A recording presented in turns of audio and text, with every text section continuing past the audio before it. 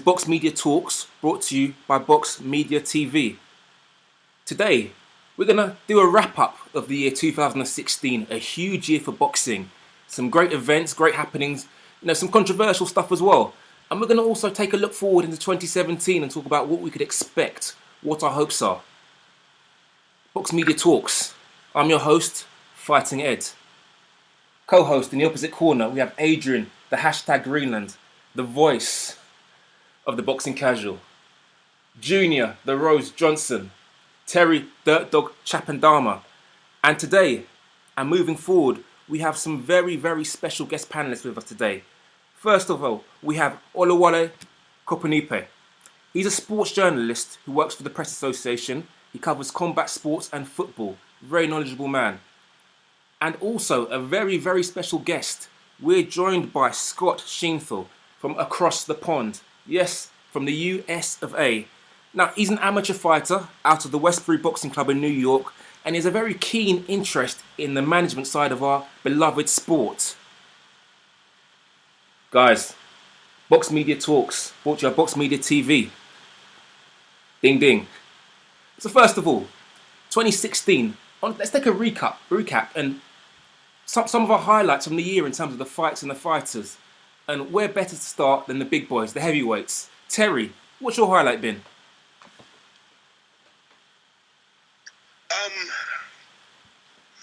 It's a tricky one. I don't think there's been a real highlight. I think, we had so much hope this time last year that we were finally going to see the fights we wanted to see. As it turned out, we didn't get the fights we wanted to see, which then leaves us praying that we get some of them next year. Now, AJ Klitschko has been mooted for next year. Will that cover up for all the fights that didn't happen this year? Don't know. It'll be interesting to see what happens with Al Heyman. I think he will push the heavyweight agenda harder next year, but this year's been quite flat for the heavyweights. I'm more excited about the young guys who are coming through. So in the UK, there's kids like Nathan Gorman coming out of Manchester who looks really good. And in the States, there's a guy called Cassius Chaney who looks like he's doing all the right things. Coming out of the Eastern Seaboard. I'm not sure if it's Connecticut or Philadelphia. It's one of the two. But look, the young guys are doing their thing. I think the guys from 20 to 25 are making a name for themselves. We just need the older guys to step up. I've got to be honest here, Terry. And Scott, tell me your thoughts here, because from a UK or European perspective, I mean, we've lost some respect for the US in terms of their heavyweight boxers. Some of the performances have been dismal, to say the best. I mean, what are your thoughts on the heavyweight division, and especially from a US perspective? I think overall the level of competition has gone down over time. Over the years have gone by, and for guys to gain credibility that they deserve, it's tough. They haven't made the right matchups. I think that the last couple of fights, like Deontay Wilder put on they just knocked everyone out in the first, second, third, fourth, fifth round, and it's not that entertaining. You know what's going to happen. No, agreed. And from the US side of things, rather than boxing ability, the profile seems to be much higher around the guys who make the most noise. Guys like Jarrell Big Baby Miller, who, as far as I can tell, has no boxing ability at all, but clearly is able to make a lot of noise. Olawale, any thoughts from your point of view? I would agree with Terry. He has been quite disappointing in terms of, obviously, on the back of Tyson Fury's great victory over Vladimir Klitschko. That was obviously the highlight, and we thought that would reignite some excitement into the heavyweight division. But obviously, he's gone through his personal problems, and now we've been packaged to see the career of AJ this year. And I am a fan of AJ's, I must say, but the matchups have been pretty bad, to be honest with you. And the way the IBF, for example, dealt with the whole Tyson Fury situation, stripping his belt so quickly, I thought that was quite unfair. I'm not obviously condoning any of the thoughts that Fury voices out on social media or whatever, but just as a boxing fan, I didn't really feel like it was the right thing to do. So yeah, it has been disappointing because there was a lot of promise. There's a lot of fights that I thought would happen. I thought maybe AJ versus Joseph Parker would have been a nice matchup to have. But he went via the WBO route, and he's obviously won that belt against Andrew Jr., which was a quite close fight as well. But just overall, I mean, it's been a disappointing year in terms of the heavyweight division. It has deteriorated over the years, and there's quite a big gap between the guys who are supposed to be the world champions and the other guys. So we'll just have to wait and see. Hopefully, the AJ and Klitschko fight can bring back some excitement, and that will force other champions and good fighters to come together and fight each other. Definitely. But we'll just have to wait and see. Really. Definitely. But we've got Junior here. Junior, you're an AJ fan. What do you think? Well, my highlight of the year, my personal highlight of the year in the heavyweight division had to be Del Boy and Dillian. It was a great fight. That's Chisora versus Dillian White. I think it's very rare that you get a fight that lives up to the hype. And that fight lived up to the hype. You know, where I'm from the same kind of area as Dillian White. And if a man starts talking to you in that kind of way as Chisora was, you're expecting some sort of ramifications, you know. Dillian promised the hammer of justice, you know, for those very foul comments that Chisora was making. I mean, we more or less got the feather of fuckery, really. He was just tickling around the place, you know. But it was a great fight. I had Chisora winning by 1 round, and it had a lot in it. It had lots of rivalry. It had North versus South London, Africa versus Jamaica, different gyms. It was a lot of rivalry. So it got the whole kind of community engaged and involved, and that was more or less the main event on the last pay-per-view there. We wasn't really as interested in AJ and Molina. You could kind of see what was going to happen, really, you know. I tend to agree. I mean, it's been a domestic level tension and excitement that's maybe carried the heavyweight division on an international scale. I agree with the whole panel, you know, and it's been disappointing. But let's maybe draw a line under that, and let's move to the other weight divisions where there's been some more exciting activity, perhaps. The hashtag Adrian Greenland. Your thoughts as we talk about cruiser, maybe light heavy. You know, what have you enjoyed? I think obviously Tony Bellew, from obviously being from London or from England, sorry, he's delivered in terms of what he could. I think it's been quite disappointing in that division. The fact that Tony Bellew actually is a champion, a world champion, it shows that the division's quite lacking. And the fact that he's talking about coming up to heavyweight as well, I feel like that shows that there is a bit of disappointment in there. Sort of with the heavyweight thing, I feel like it wasn't as good as it should have been, but I feel like it should be an exciting 2017. Why is that? What have you got to look forward to? I mean, Olawale's talked about maybe Klitschko, Joshua reigniting some excitement, but beyond that, from the casual fan, there's like you said, there's a lot of talk, there's a lot of chit chat. You got the Big Baby Millers, you got the Prince Charles Martins. That's what I mean. From a casual perspective, it's been entertaining. I do feel like all of the main fighters, so AJ, Wilder, Klitschko, if Fury comes back, really they're the elites within the division. So it's all going to level off, and they're going to have to end up fighting each other. But I think from a casual fan's perspective, to see the smaller fights, like Junior said, the Chisora Whites, to see the sort of Parker Ruizes, it's almost like you're going through the motions. You have to see them. It's kind of been like a WWE year where it's just been fun and entertaining. But I guess 2017 we'll see sort of the business end of it. If we're looking at sort of the cruiserweight division, been a bit disappointing. Obviously, Ward Kovalev was exciting, and that's another sort of exciting thing to look forward to next year. Maybe that's the answer. If we talk about good things that happen this year and what to look forward to, let's go down a level in terms of weights. Let's get technical. We've had a new, pound for pound or number 2 in the pound for pound rankings, semi-champion crowned in Ward. This guy he's the second coming of Mayweather, is he not? He schooled Kovalev, did he not? Or some people would say. Scott, he's from your side, your side of the pond. Does the US finally have a boxing champion again in Ward? Well, absolutely. I mean, for most people, the controversy is there. It was a close fight. I mean, there's some rounds that could have gone either way. I personally, like having an amateur background. I saw the inside work Ward put in. Was like for a casual fan looking from first round to 12th round, I don't think that they would say that Ward won the fight. And that's the problem with the sport. People don't understand and appreciate boxing, like the technical standpoint of it. Very, very good point, Terry. I'm sure you have something to add here.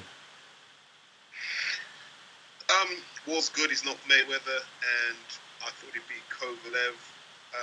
Not that much to get excited about. He doesn't have the ability to stop many people, and ultimately, as a fan, you want stoppages in the sport. So, you know, it'll be another year where we'll struggle to find a true monster, and the one monster we do have at the lower weights will struggle to get fights. I'm sure you're talking about Riggin though, but we'll or GGG, but we'll go there in a minute. If we talk from my point of view, and you know I like to give my opinion every now and again. This is Fighting Ed.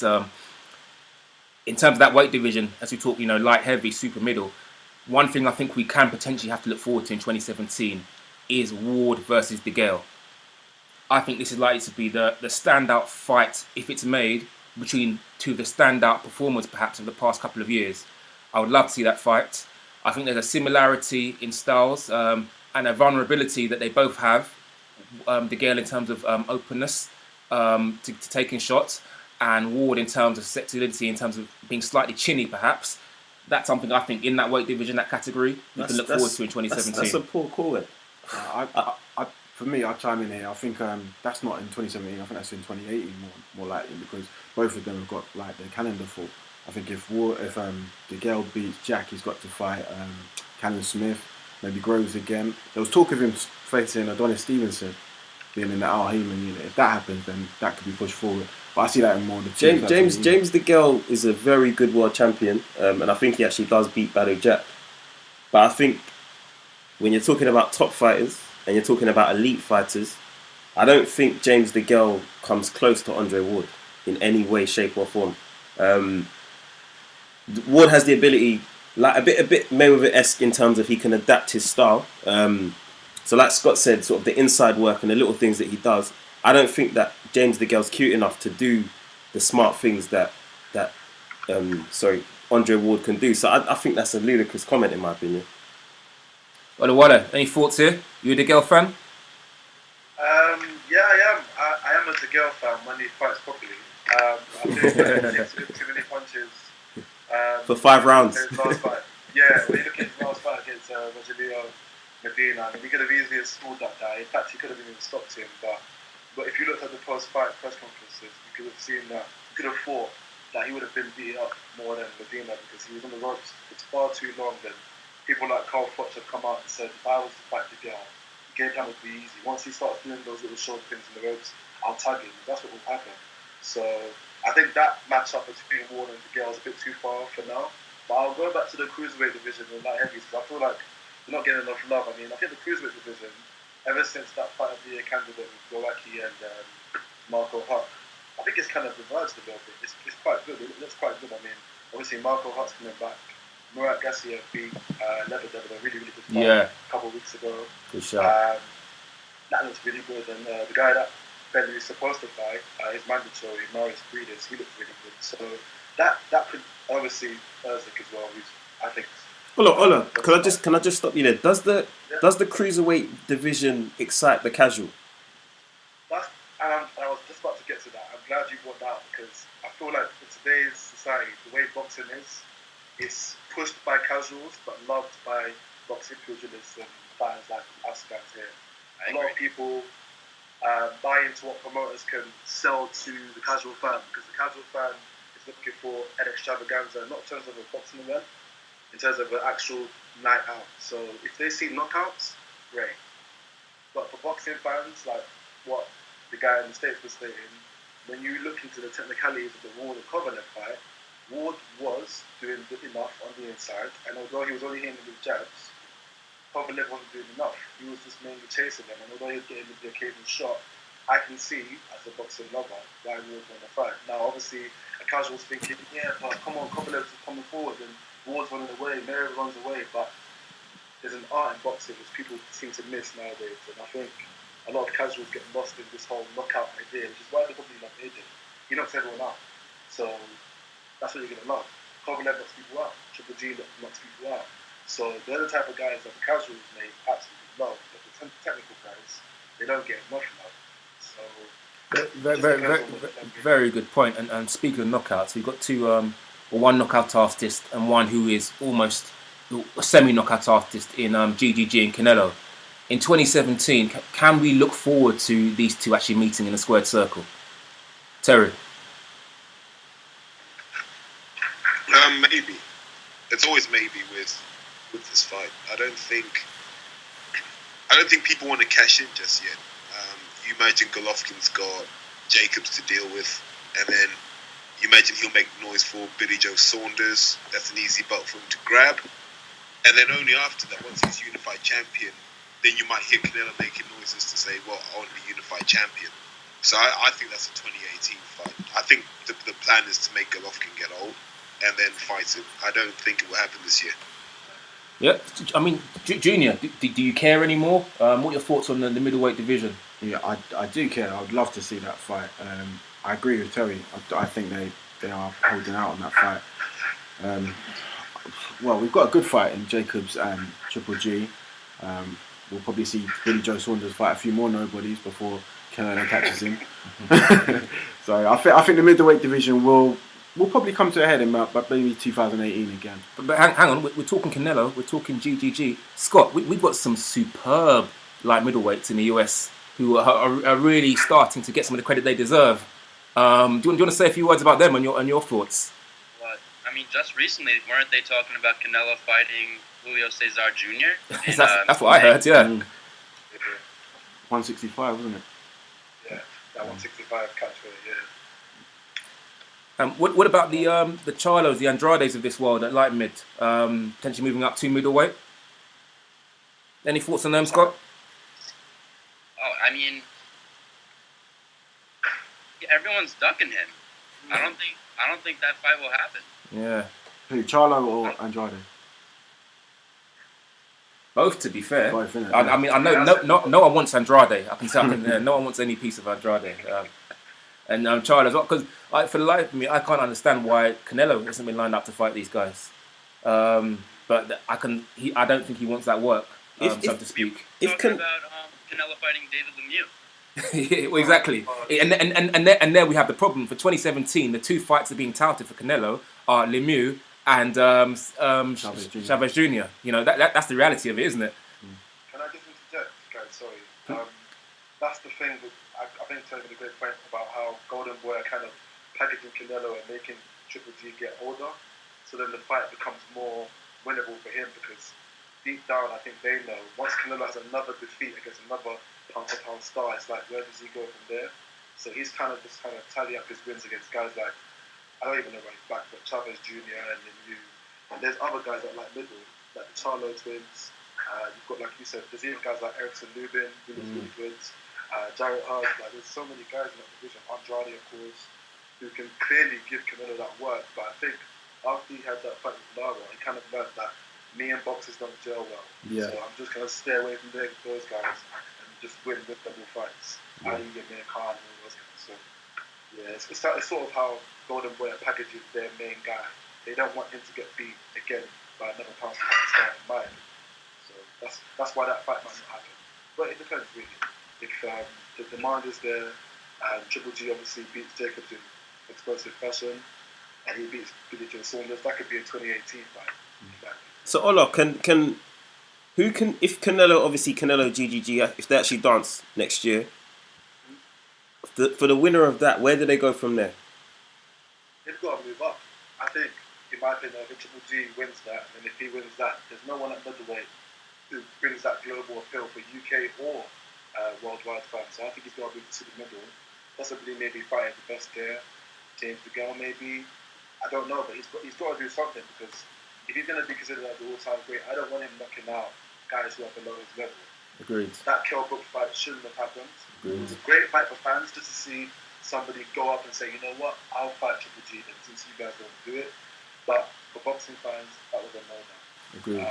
I don't want to see him. The Jacobs fight is a good fight. Jacobs can punch.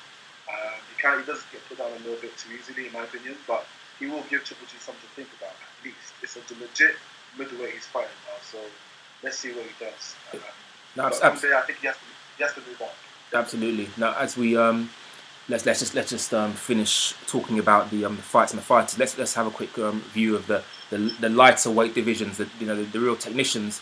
Standout activity in 2016, some of it must be attributed to Carl Frampton. Terry, I know you're a fan.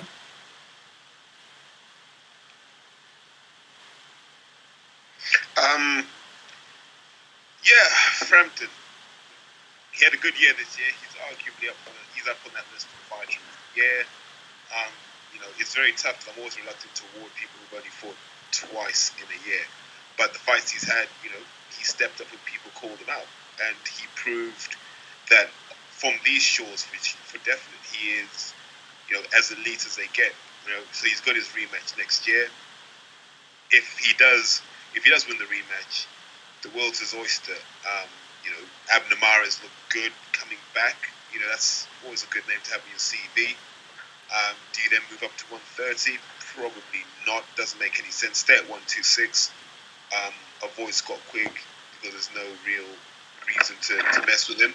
And then maybe tempt Lomachenko down. Why not just have the career-defining fights when you're in your peak years? So Frampton's not the guy to avoid any of those fights. So I think he becomes the money man in the division if he beats Santa Cruz again. Yeah. I think that's a fair point. How about the welterweight division? I mean, prior to Floyd Mayweather's retirement, this was the hottest division in boxing for a good 6, 7, 8 years. Adrian, the hashtag. Any thoughts on that division? What we can expect in 2017, or was it a quiet 2016 for the welterweights? I'd say the heavyweight division is the most WWE-like in terms of just raw entertainment, silliness, trash talking, etc. But I think the welterweight is the most pure division of, in my opinion, boxers. And I feel like definitely next year we're going to see some really exciting fights that have to happen. So obviously there's a lot of talk around Danny Garcia and how good he really is. So I think Furman is definitely a good challenge initially. And I'm sure Scott can kind of give us a bit more moving forward. But I think Furman Garcia is a real sort of acid litmus test in terms of who is that good. There's people like Sean Porter as well who obviously took a loss to Furman, but I still feel like he's got something to give to the division. I don't think you can write Sean Porter off at any stage. Scott, what's your take? How good are Furman and Garcia, and who's better from your point of view, Scott? Many people have asked me this, and I like Garcia winning that fight. I see it going late rounds, but I see him winning by decision or even a late round knockout if he catches him with that hook. You never really know. But then again, anything could happen between those two big punchers. But another welterweight topic I want to get to: who's going to fight Errol Spence Jr.? Hey, that's no one. Magic question. Not me, and I'm a super middleweight. Right now. Go on, go on then. Who's going to fight him? If he sorts out his defense, man, that guy can clean up the division, I think, because he is very calm, and I like the way he goes about his business. I think, in my opinion, Kell Brook should actually fight him, because if Kell Brook beats him, that can give him that career boost to say, right, now I can push on, maybe go like middle, because I still think he needs to prove himself at welterweight. Looking at the defenses that he had before he fought Triple G, they weren't really great. So I think Errol Spence can go far. I do think I'll agree with Scott. I actually wasn't really a Danny Garcia fan, but I've had to watch him a bit more, and I've actually had to give him more credit. I do think he beats Furman, probably by a split decision. Furman is quite reckless, but I do think he wins rounds just by sheer aggression. So it'll be a close fight. Everybody Garcia will win, but in terms of Errol Spence, his future is bright. He can beat most of the other guys under the age level, and obviously we can't forget about Manny Pacquiao. So he's still in the mix, and obviously I think Manny Pacquiao might fight the winner. Junior, do you see Crawford stepping up into the welterweight division? Perhaps doing some damage? Well, eventually he's going to have to. There's talk of Pacquiao going down to face him. Yeah. I don't see a Broner Crawford fight happening anytime soon. I think they're just easing Broner back into life, into life in general. You know what I mean. I just want to touch back on the welterweight division, and I think it's very interesting that everyone's going for Garcia, because I'm going for Garcia as well, and I thought I was one of the only ones that picked Garcia in that fight. He's won me over. The question I want to ask everybody is, what's next? If he beats Thurman and he becomes the guy, does he call out Floyd? I think the division's that strong. The division's that strong where anyone can kind of fight anyone. So I don't think him beating Thurman is where does he go from there, because there's no work in that division. I feel like he could fight a Pacquiao, he could fight an Errol Spence Jr. He could maybe, I don't know if Kell Brook what he's doing, but he could fight a Kell Brook. So there's loads of options. That's why I think that division's the most exciting, because I think there's so many options, rematches. So many stars make fights, kind of challenges in that. So Guys, it's been a fantastic year of boxing. Styles make fights. I think Errol Spence Jr. stylistically destroys Kell Brook. I'd rather see Khan. I'd rather see Khan fight Kell Brook. Yes, very good call. That's what's talented. Wait. Everybody needs to stop. What do you mean it destroys Kell? I think Kell Brook will be broken down. I think Errol Spence Jr. will just break him down to the body early rounds, and I just don't see Kell Brook being able to counter someone that is as technical and as strong as Errol Spence Jr. I just can't see it. I don't know. In the interest of time, I'm happy to match a bet with Scott that Kell Brook beats Interesting. It'll probably never happen because Kell Brook does not want to take that fight. No, I'll come to Long Island to collect. Don't worry. Look, I think that will be a fantastic fight. Two very, very big punchers, very technical fighters. Kell Brook very technical, straight down the middle. Spence more technical with the lateral activity. I think both have the potential to really hurt each other. Spence appears to be the tougher man, but Brook has entered the ring with the Lion already in GGG, so he won't be scared. Guys, a great year of boxing 2016. Lots of activity, some disappointment, some excitement. A lot to look forward to in 2017. Will Rigondeaux get a proper fight? We don't know. There's so many topics, and we're going to keep on talking about those for months to come. But moving on. And this is something where there's been some developments and some activity over this year, and we also have a lot to look forward to in 2017. The promotional landscape. Things are changing, things are moving. First of all, let's talk about the UK. Matchroom, Box Nation teaming with BT. Olawale, what are your thoughts? I think the Box Nation BT deal was a great deal for Box Nation because they showcase a lot of fights from stateside.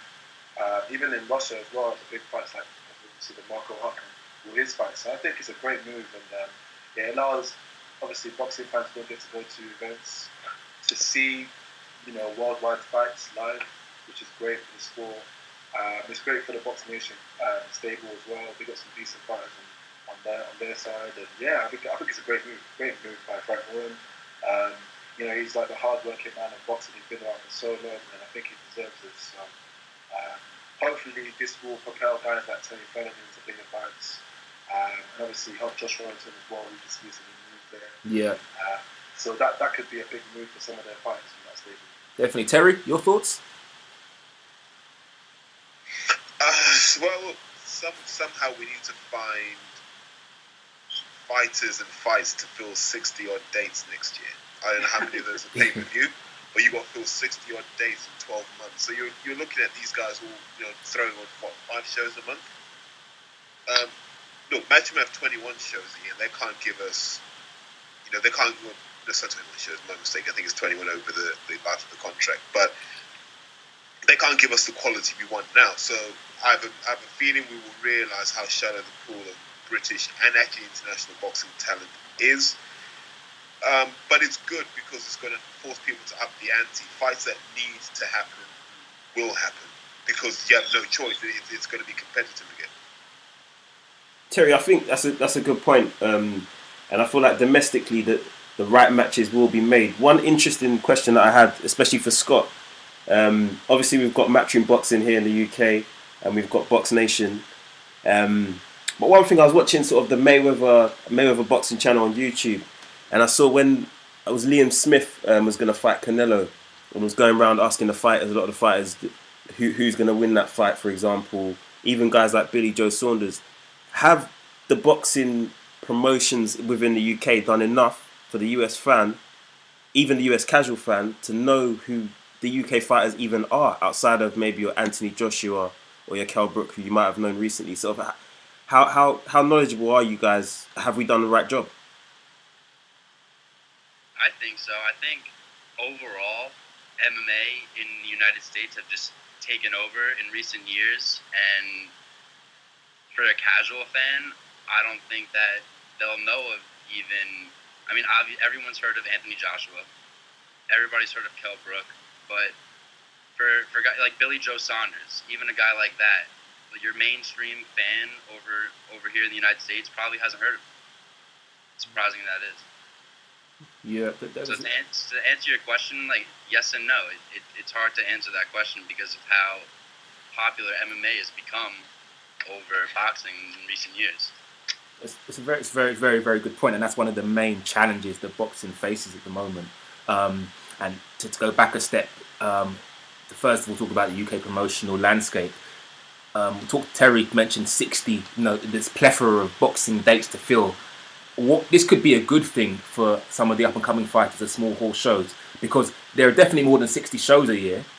There might only be 21 Matchroom shows, but could this BT Box Nation deal mean that some of these, for example, the Tommy Dove shows at the or some of the smaller Goodwin shows start getting televised on a higher scale, a wider basis? Is there going to be more money for some of the up and coming promoters and fighters due to this?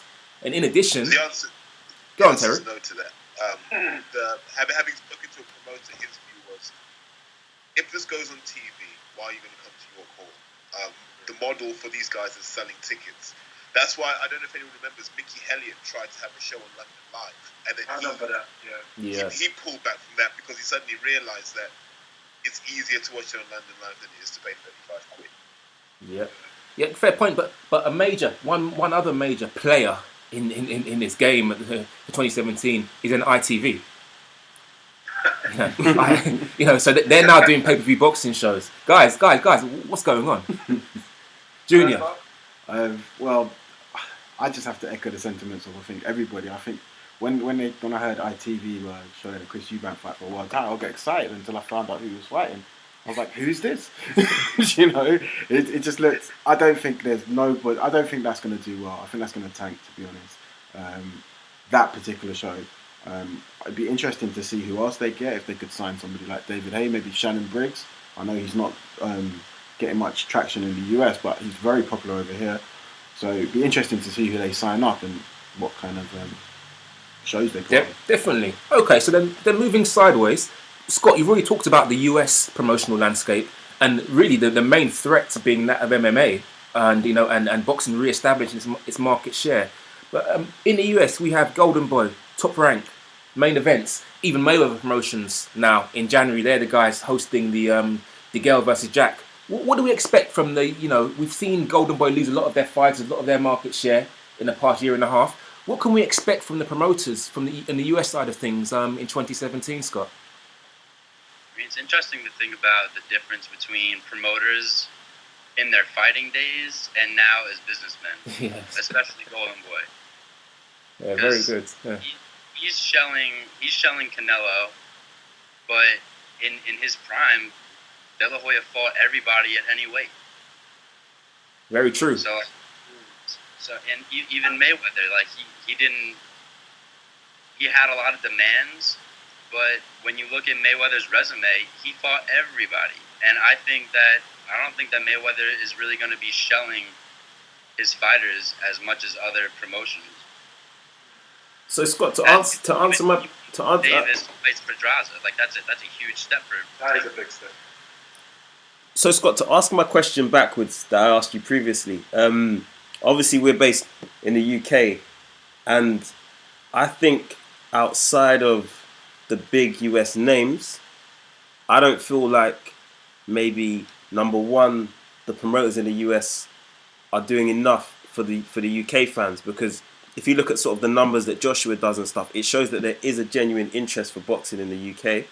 But I feel like outside of the big names, the Pacquiaos and so forth, we don't really get an exposure enough for some of the smaller fighters. You watch a Pacquiao undercard, for example, and the casual might not have a clue who that guy is. So do you think that a lot of the US fighters converting over and working with the Eddie Hearns over here, for example, would help sort of promote boxing over in the US? And why don't they want to travel?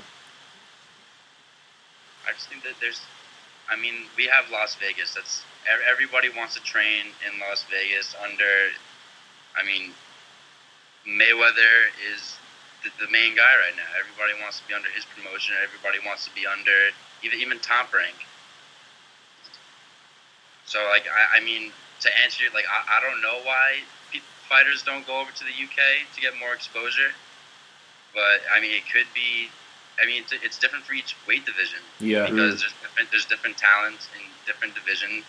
So it's hard to answer that question. I don't know. Olawale, your thoughts on the US promotional landscape and what we can look forward to? I think Scott made a great point about how fighters are showing different sides to themselves from when they were actually fighters to now as promoters. Because you're seeing with a lot of Golden Boy fighters, they get packaged and they have really, really big records for them. When you look at the records, I'm not seeing the world-class name on there. So it's kind of disappointing, really, because I think with the whole landscape of Britain having so many world champions, I think that plays a part in it as well. Because there's no, you say Pacquiao, he's obviously fights in the US most of the time, but there's not really that, after Mayweather's left that kind of that top scale pound for pound stuff.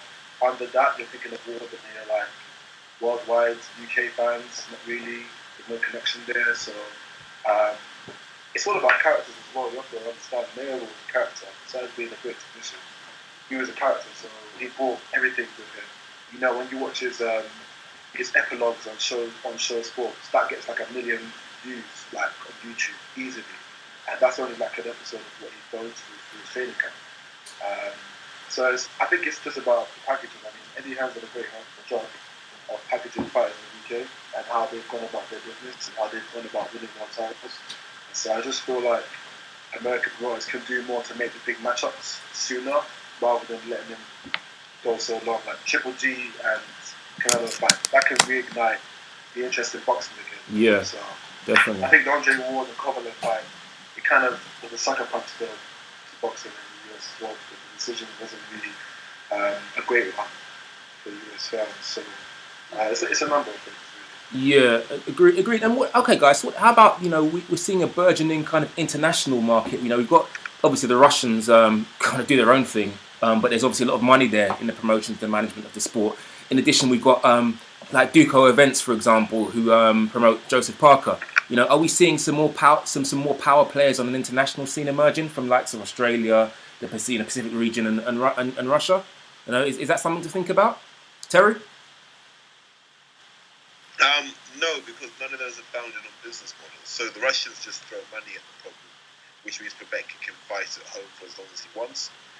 Duco struggled to put on the Ruiz fight with Parker, so they had to get some local authority support. I think was it Tonga or Samoa put money into the pot as well. So they're not sustainable models because they're not sustainable boxing markets. That's the issue. So, and also it's just very hard to. It's almost impossible actually to build a promotional company unless you have marquee names, and marquee names are expensive. If we look at Rock Nation as an example, Miguel Cotto's on a 10 million guarantee, but he gets to pick who he fights. So there's this tension that says, okay, what fight can Miguel Cotto have that would generate 10 million, and would he take that fight? And I think they're going to find that they make a loss on Kirkland, Cotto, and probably make a loss on Andre Ward as well, because he was in a 5 million guarantee for that Kovalev fight, and it bombed at the box office. Yeah, and that's why it's his demands for a larger purse for a rematch are probably a bit naive, to say the least. All right, guys. Sorry, Junior. Guys, the promotional landscape. There's been some movement, some change in 2016, and it sounds like we have maybe some interesting attempts to grab market share in 2017, but we may well see a return to status quo. Interesting. I think we'll all observe with very interested eyes. I want to move on though. Another major kind of occurrence and shift in the dynamic in 2016 has been, let's gender equality. Women in professional boxing. There's been some changes, some marquee names in the UK. Katie Taylor. In the US, we have T-Rex. So, first of all, Terry, your thoughts as someone who I know is heavily involved in the amateur scene and coaches a number of young, or has coached a number of talented young females. What are your thoughts on this? Well, so not much has really changed, if we're being honest. There were women boxing in the States this time last year, Ava Knight and those sorts of fighters. There were women boxing in Europe before Katie Taylor, so Cecilia Breaker's prime example, and she was drawing in 9,000 people off her own name as well, so that was pretty impressive.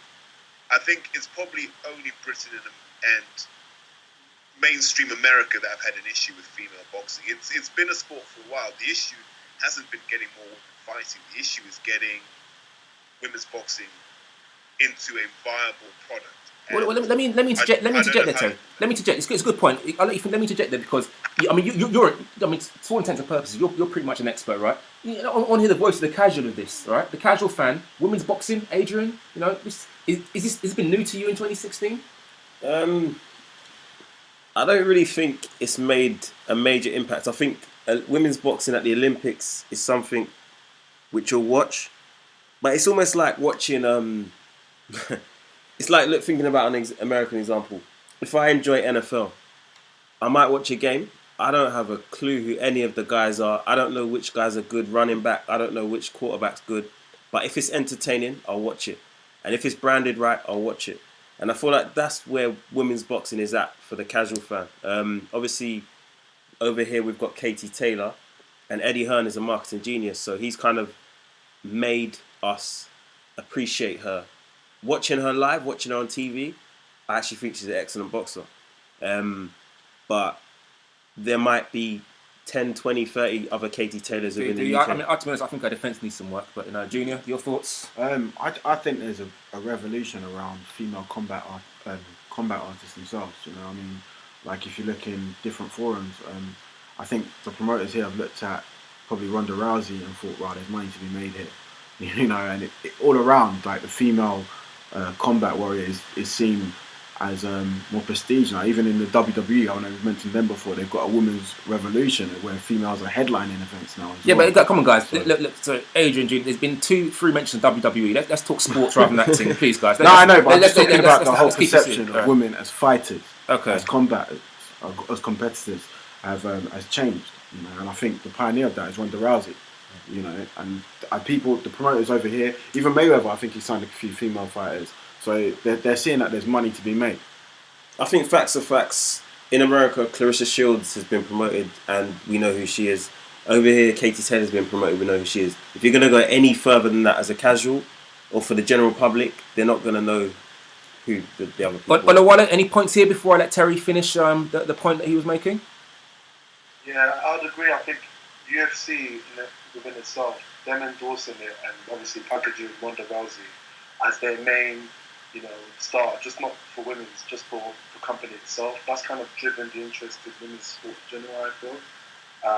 And obviously, it's obviously UFC and women's fight is kind of frowned upon, but it was just the fashion in which Ronda Rousey won her fights. They were like in like 10 seconds and stuff, just killing girls with arm bars and all that. So it's like fascinating to see. You're thinking, I'll stay up to watch it, but it's only going to be for a minute. So that's what the fascinating point was. And I think, like what one of the guys was saying, if you watch the NFL and you don't have a clue about it, but you know about Odell Beckham Jr. because he dances when he scored a touchdown, he had that catch, all that type of stuff. If it's entertaining, a casual will watch it. That's what they want. A casual wants entertainment. So Ola, do we need the Odell Beckham Jr. of female boxing to get it going? I think with Katie Taylor, she's just quite an introverted person, so I don't know if she'll have that appeal worldwide. I think in the UK sense, if you just look at her achievements as an amateur, they were like Lomachenko-esque kind of. So you can't frown upon that. But I don't know if they're going to ever have that. I don't know if there's ever going to be a revolution next year in boxing, because there's always been great female boxers, but they've just not had the global appeal. Yeah, due to promotion. Very true. Terry, previously you've talked about what someone like Katie Taylor or Clarissa Shields needs is a dance partner. Do you want to elaborate on that? Well, the reality of women's boxing is, in any weight group, at least 9 of the top 10 fighters in that weight class are all amateur, if not all of them. So you're looking at Katie Taylor saying, well, you didn't win gold medal. You didn't win a gold medal in the Olympics. So the person that beat you should be in the professionals because that's who we want to see you fight. And I think it's a story that's been true as long as boxing's been around. The best rivalries always start in the amateurs because there's a purity in that rivalry that's not manufactured. So until those ladies that were fighting Katie at 60 turn over and become pros themselves, no one's really going to have an interest in it because there's no backstory. It's, well, Katie Taylor's fighting another person we don't know, and then she'll fight another person we don't know. Until someone comes and says, well, actually, I beat her in the amateurs. And then there's a fight there. So if you look at Clarissa Shields, her first fight was against Frontier Cruz, who I think she had fought in the Nationals. Yeah, good fighter. So there was a story. Good fighter, yeah. Yeah. So there's a story there, there's a challenge there. So you're interested in that fight. It was a showcase fight, but there was an element of risk, even though it didn't look like Frontier Cruz had trained for it. But Katie Taylor, we're going to be fed the usual diet of matchroom nonsense where she'll fight nobodies until she meets another lady who's probably on growth hormone and steroids. They'll fight each other, and then everyone will be turned off because it'll be very obvious that neither of these ladies is clean, and that's the big risk women's boxing has. If they don't nail the doping now, which they have never done in female professional boxing, and it is a problem actually. If they don't nail it now, we'll never believe in it. Right, good point, Scott. So Scott, give us a US perspective. We're kind of telling everyone what the US perception or US activity in female boxing. You're from the US. Give us your perspective. Yeah, I agree with a lot of what you guys are saying. It's about how the fight is branded, and if there's no backstory, people aren't gonna like turn on their TV to watch Clarissa Shields fight. You know what I mean? If they stumble across it on an undercard or something like that, yeah, they're gonna watch it. But it needs to be something that's more mainstream, to the fact where a casual fan will turn on the TV and similar to the way they want to watch Ronda Rousey fight. It's an event rather than just like a mainstream undercard fight, which is mainly what female boxing is right now. Agreed. No, I agree with your points, everyone. And I think female boxing works slightly differently to male boxing, in my opinion, in that the biggest platform for female boxing at the moment is amateur or pro or whatever else, is the Olympics. So there needs to be very clear kind of transition from a marketing and commercial model from the Olympics to the pro sport. The pro sport for boxing is its own entity. Whereas in women's boxing, the two are very heavily linked in terms of being, something that's commercially viable and can have a high marketing value. I think London 2012 was kind of the biggest event in terms of women's boxing in the Olympics. I'm not sure. I'm tempted to say it was the first time they competed at that level, but I'm not sure, so I'll refrain from saying that. But what you had there was someone such as Nicola Adams, who won the gold. Now, across all the men and all the women, Nicola Adams was the best technical boxer, full stop. She was better than anyone else technically. In terms of her victory in the fight, she delivered consistently. What there should have been done, there should have been an immediate build on that from a marketing sense, and she should have gone pro. She had, was it Ren Can, some competitors she'd been against a number of times. Adams probably doesn't have the athleticism or power to be a good pro, but I think that leap should have been made immediately. So to support Terry's point, what you have in Katie Taylor is someone that didn't win the Olympic gold. So that backstory of a fierce rivalry at the amateur level isn't really there. Other than that, I would say it's an evolving sport. It's one that, in terms of having parity in athleticism and technical ability, it'll probably take 2-3 years to gather that. Similar to, it's funny, Scott, you mentioned MMA. When MMA first started, you had muscle men versus taekwondo experts wrestling and kicking each other. Exactly. It took a little while to gain some parity, and also as a discipline, the fundamentals to be based on shoot boxing and Muay Thai. To understand what is a good athletically and technically, what is a good MMA fighter. I think we're going through that process now with women's boxing, and it'll probably take 2, 3, maybe even 4 years. But Boxmedia, we have lots of this stuff on Boxmedia TV anyway, so keep following, guys. I think this is a discussion we're going to keep on having. Moving on now, I think this is, as I said, it's a new year coming up, 2017. I want us all to state what our one wish for boxing 2017 is. I think that's a good way to kind of bring this conversation to a close. What's our one wish, and we can all share some opinions on that. And look, me fighting Ed. When I start popping a jab, I don't stop. Often hit you with a right cross, so I'm going to go first. My one wish is the level of sophistication, consistency, and reprimand around doping in boxing needs to step up a level very firmly. We've seen the nonsense with Provoca and Steven this weekend. We've seen some of the issues we've had, with Lucas Brown and some of the points Terry's mentioned about women's boxing. Look, it's ridiculous. Lives are being and can be lost in that ring. We want, athletics, cycling, all these sports are taking huge leaps. Boxing is not. It needs to change. That's my wish for 2017. Sort it out, guys. Any thoughts? Olawale. Yeah, I'd agree with you. But my one wish from a boxing standpoint, obviously the drugs they need to be banned for life. That's my view on it. I don't care if it's boxing or whatever. They should be banned for life. But my one wish, I just want to see the right fights being made, and I don't just want it to be packaged or marketed to be box office fights. It's going to be on box office. I need it to be a marquee fight, and so there's a lot of potential really good fights that can be made next year. It's just a case of the fighters wanting it and just giving the fans what they want. That'd just be my wish, because I really would have hoped there would be more fights this year, but there weren't. Although it was a good boxing year, I think it really did that. So yeah, I'd say just the right fights to be made. Yeah, I think that's a wish we will definitely share. Junior, your wish for 2017? My one wish is to see an undisputed heavyweight champion. We haven't seen one since 1999, and that was Lennox Lewis. And the fight that I want to see for that would be Joshua Wilder. There's talk of Wilder fighting, Parker's team has sounded out the possibility of fighting Wilder. I hope that gets made, and I hope they fight the winner of Klitschko Joshua. And Joshua versus Wilder, that's just an explosive fight. Do you really feel either of those two deserve to be called an undisputed heavyweight champion based on their technical ability, Joshua's stiffness, Wilder's susceptibility to any punch? Well, that's what makes it such an explosive fight. Somebody's going to get KO'd, really. You're looking at two KO artists, two big guys, two similar frame guys, two guys that just have that appeal. You're talking about the casual fan. That will draw in so many casual fans. That will probably bring back heavyweight boxing to the pinnacle of American sports as well. I mean, it's not my place to dismiss anyone's wish, but I'm going to. I think that a fight like that will be fantastic for the casual fan, but it will be very bad for the purist. I think it's something that will be entertaining in, as we said, a WWE style. But for the people who are really into boxing, I think they may be slightly disappointed if one of those two is crowned the undisputed heavyweight champion of boxing. But that's just my opinion. I'm just fighting it. What do I know? Scott, what's your wish for 2017?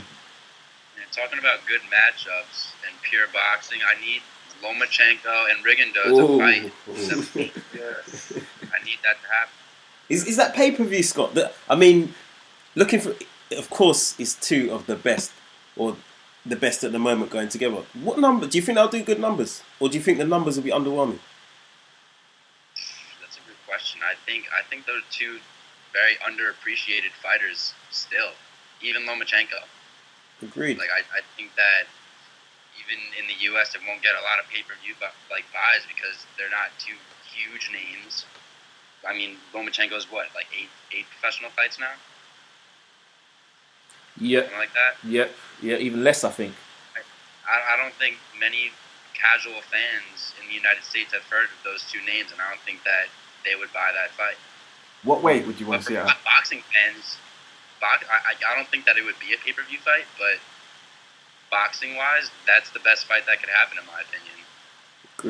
Agreed. I think that will be the best, as a boxing fan, the best fight I will have ever seen or been aware of. Though I think Rigondeaux, honestly speaking, I think in terms of technical ability, I think I don't believe that Mayweather should be discussed as being a level above. I think Rigondeaux is that good, and Lomachenko is probably soon to prove that he's that good as well. So Scott, I couldn't agree more, and I share your wish, I must say. Terry, your wish for 2017? People get matchmaking right. I'm tired of watching mismatches where people's lives are at risk. Luke Blackledge, rest in peace, Mike Tao, Nick Blackwell. We've seen matchmaking where the fight should never have happened because everyone pretty much knew how the story would end. And, with the rise of PEDs in the sport, we're just increasing the risk. So, people need to start sorting out how they match people up. And let's make sure that, all fights that are, matched are a fair test. No, absolutely, and I think some of these points we've made. This isn't just a wish, guys. This is something that boxing. This needs to happen, right? This needs to happen. It's not a wish. It's a necessity, all right? So I agree. I wish it's a necessity. That has to happen. Bring it on, Lomachenko has to happen. I agree. Finally, okay, then to the voice of the boxing casual, Adrian #Greenland. What do the casuals want in 2017? I mean, aside from Anthony Joshua getting a bit of a personality for his pre-match, I want to see some crossover fights for 2017. I want to see some guys from here going over the pond to the States and proving their craft, and likewise the other way around. I think that'll be very exciting, and I feel like it will prove their real worth. All divisions, heavyweight, welterweight. Obviously, we've got a lot in there. That's my wish, to see some transition. Yeah, no, absolutely. May all our wishes come true, so to speak. Yeah, guys, this has been Box Media Talks, Box Media TV. You know where you can find us. # let them know. Yeah, make sure you check out boxmediatv.com for all the latest boxing news, entertainment. Get on there, make your comments on the videos. We're uploading daily. We're on Twitter, Box Media TV 1, Instagram, Box Media TV, Facebook, Box Media TV. So just stay tuned. Stay tuned. And also a very special thank you to our guest panelists today, Olawale and Scott. Now, guys, listeners, don't panic. You might be thinking, you want to hear more. You will do. Right? These are friends of the Box Media TV family, and you'll be hearing a lot more from them over 2017. I'm sure you've enjoyed the expertise. We definitely have. So from the resident panel and the viewers, thank you, Scott. Thank you, Olawale. It's been appreciated. Thank you for your input. Love it, guys. Guys, season's greetings from Box Media TV, Box Media Talks. Keep safe. Have fun. Enjoy this period. Eat, enjoy. But next year we're going to get busy. We can get really busy. So stay fit, and most importantly of all, keep your guard up.